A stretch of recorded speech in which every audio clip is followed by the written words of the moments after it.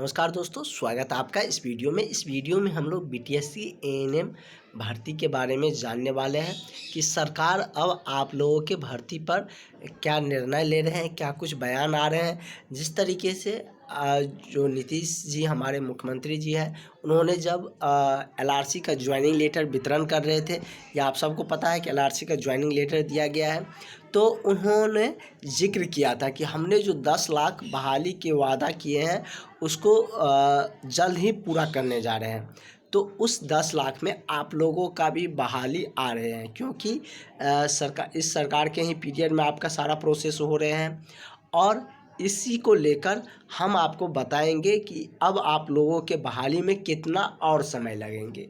Court के फैसला के बारे में भी जानने वाले हैं, क्योंकि सुप्रीम कोर्ट में आप लोगों का जो केस है वो चल गए हैं, उसमें एसएलपी की सुनवाई भी हो रहा है। आप लोगों को लग रहा होगा कि अभी कोर्ट में कुछ नहीं हो रहा है, मतलब नया डेट नहीं मिल रहा है, सुनवाई नहीं हो रहे हैं। ऐसा नहीं है।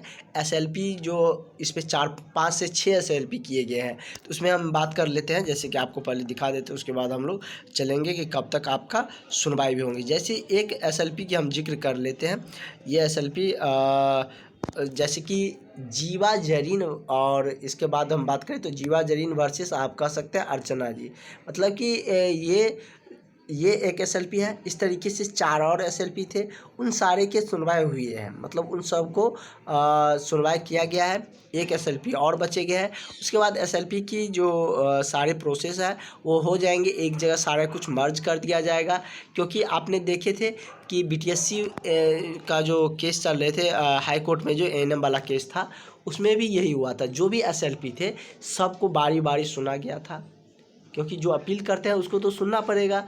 तो जो भी एसएलपी थे उसको सुना गया था, फिर एक साथ मर्ज किया गया था, उसके बाद फैसला आया था।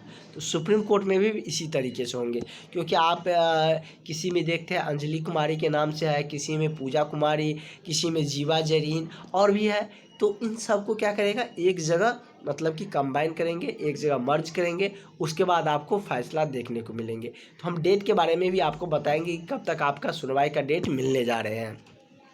और जो आप हमारे जो सीएम साहब हैं नीतीश जी, और आपके जो स्वास्थ्य मंत्री हैं मंगल पांडे जी, उन्होंने भी आप लोगों के बहाली को लेकर प्रतिक्रिया दिए थे। और उस पर जैसे कि सचिव के द्वारा जो बयान आया था, उन्होंने कहे थे कि हम सुप्रीम कोर्ट के फैसले का इंतज़ार कर रहे हैं, कि जैसे ही सुप्रीम कोर्ट का फैसला आ जाएंगे आयोग अपना प्रक्रिया शुरू कर देंगे।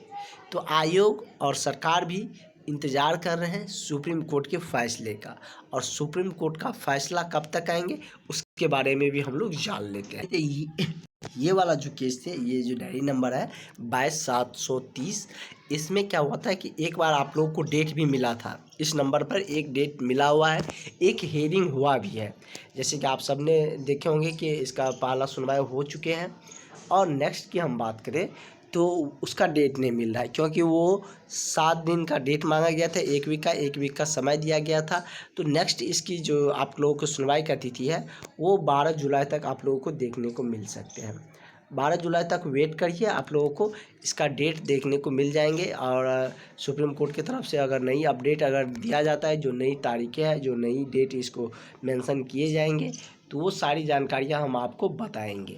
जैसे कि इसमें अभी पेटिशनर का एक ही दिखा रहा है, अंजलि कुमारी, और री पेटिशनर में बहुत सारे नाम हैं। उसी तरीके से पेटिशनर में और भी है, लेकिन इसका जो मुख्य है उसको ऊपर में दिया गया, जो पहले नाम रहता है उसको पेटिशनर में दिए जाते हैं।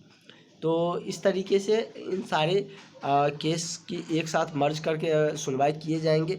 और सुनवाई होते ही जब फैसला आएंगे तो आयोग निश्चित रूप से सारे प्रक्रिया तेज़ी से करेंगे, और जल्द आप लोगों को बहाली का प्रोसेस देखने को मिलेंगे। थोड़ा सा इंतज़ार करिए, क्या कुछ आते हैं निर्णय कोर्ट के द्वारा, और कोर्ट का जो भी निर्णय आएंगे उस पर ही आयोग भी अपना जो आगे का प्रक्रिया है वो पूरा करेंगे। तो आगे की और भी जानकारी आपको मिलते रहेंगे। इसके लिए आप लोग चैनल को ज़रूर सब्सक्राइब करके रखें, जिससे कि आगे का कोई भी इन्फॉर्मेशन आपका मिस ना हो, सारे इन्फॉर्मेशन आपको मिलते रहे, सारी जानकारी हम आपके साथ साझा करते रहेंगे।